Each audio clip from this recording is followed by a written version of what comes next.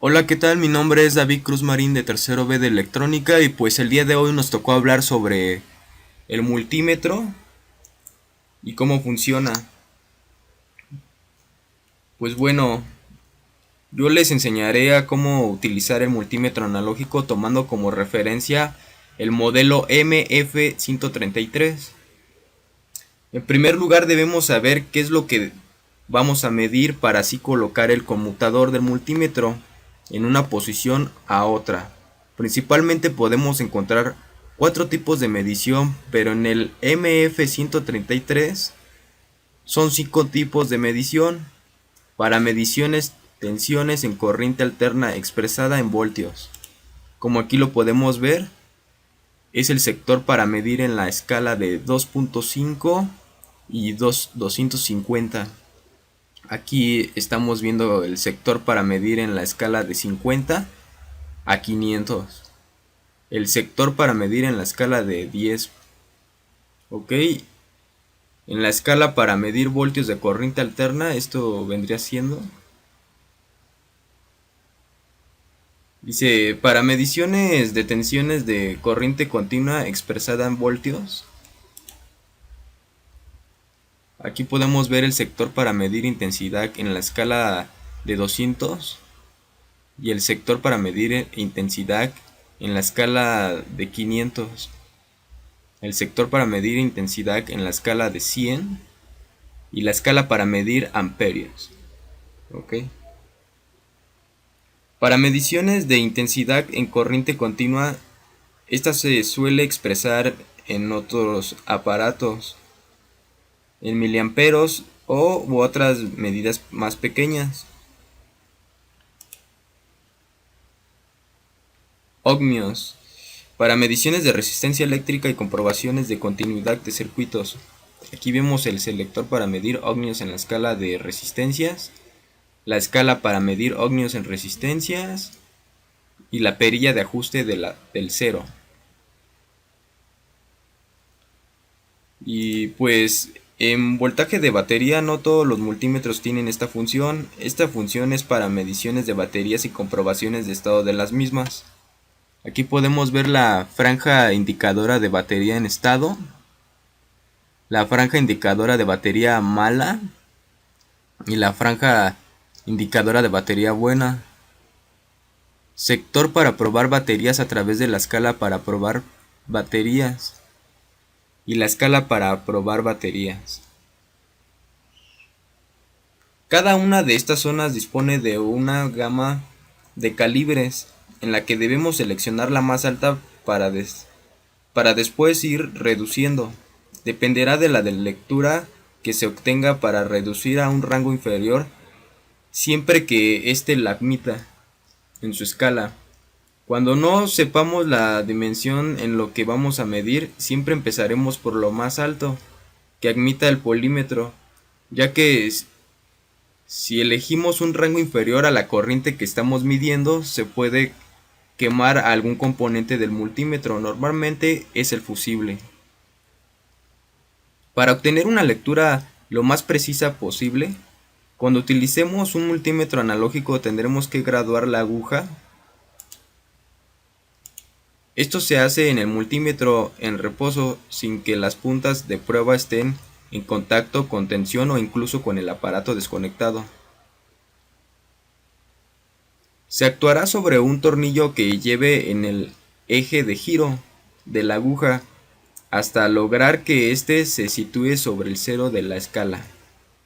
Aquí lo podemos ver en la imagen, cómo nos indica el gradador de aguja y la aguja posición de forma correcta. Bueno, sigamos con la otra imagen. Los multímetros analógicos disponen de una franja en la escala de lectura que actúa como un espejo sobre el que se ve reflejada la aguja. Para lograr una lectura correcta se debe hacer coincidir la aguja sobre la imagen reflejada en este espejo.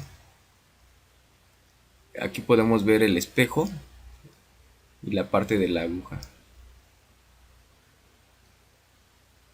Sigamos con otra imagen. Si al hacer una medición la aguja se mueve rápido hacia la derecha o en un multímetro digital aparece la señal de error, Quitaremos enseguida las puntas para colocar el conmutador en una escala superior. Mediciones de tensión. Tendremos especial atención para no confundirnos cuando tratemos de medir tensión continua y tensión alterna, ya que nos dará lecturas incorrectas. Si ponemos el polímetro para medir tensión continua y la que aplicamos es alterna, la lectura será 0 en un polímetro digital y la aguja no se moverá en un analógico. Esto puede hacernos creer que el circuito que estamos midiendo no se encuentra bajo tensión, con el consecuente peligro de recibir una descarga. En mediciones de tensión alterna es indiferente la posición en que se colocan las puntas. Pruebas, pero en tensión continua conectaremos el cable rojo al positivo y el cable negro al negativo. Al confundirnos, un multímetro digital marcará la lectura correcta con el signo de menos. Delante en el analógico, la aguja se desplazará hacia la izquierda,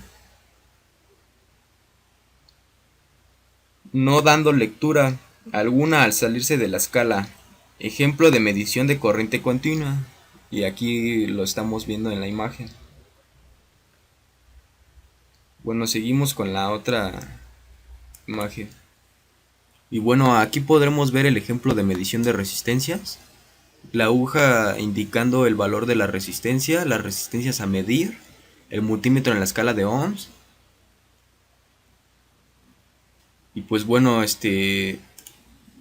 para hacer pruebas de continuidad el procedimiento es el mismo que para medir resistencias. Para saber, por ejemplo, si un cable tiene continuidad o está cortado, colocaremos una punta en cada extremo del cable y con el polímetro en ohmios comprobaremos que ofrece poca resistencia o muy pocos ohmios.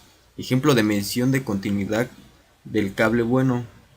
Aquí vemos la aguja indicando la continuidad, el cable a medir y el multímetro en la escala de ohms, igual con el mismo valor que en la imagen anterior.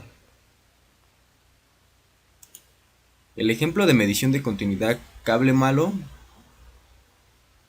Aquí podemos ver que la medición de intensidad, el proceso para medir intensidades es algo más complicado, puesto que en lugar de medir en paralelo, se mide en serie con el circuito en cuestión. Por esto, para medir intensidades tendremos que abrir el circuito, es decir, desconectar algún cable para intercalar el multímetro en medio, con el propósito de que la intensidad circule por dentro del multímetro. Una vez que tengamos el circuito abierto y el multímetro bien configurado, procederemos a cerrar el circuito usando para ello el multímetro, es decir, colocaremos cada punta del multímetro en cada uno de los extremos del circuito abierto que tenemos. Con ello se cerrará el circuito y la intensidad circulará por el interior del multímetro para ser leída. Aquí podemos ver la franja indicadora de batería buena, el estado de la batería, y la franja en donde indica que la batería está mala. El sector para probar baterías a través de la escala para probar baterías, aquí en back, y la escala para probar baterías. Bueno, sigamos con la otra imagen. Prueba de baterías. Para hacer pruebas de baterías se posiciona el multímetro en la escala de back B. Si vas a medir pilas de 1.5, se posiciona el multímetro en la escala back B 1.5, como aquí lo estamos viendo en la imagen. O si vas a medir baterías de 9B, se posiciona el multímetro en la escala back B 9B. Luego se conectan los cables del multímetro, es decir, el cable positivo y el cable negativo, con el conector positivo de la batería y el cable negativo del multímetro con el conector negativo de la pila o batería. Luego de desconectar los cables de multímetro a la pila o batería, a medir, el multímetro mostrará si la batería o pila está buena o mala a través de dos franjas, una que contiene o más bien que dice bad, que es malo en inglés, y la otra que indica que está bueno, que en inglés sería good. que indica si la aguja está en ese nivel, la batería o pila está buena. Aquí lo podemos ver en la aguja indicando el estado de la batería.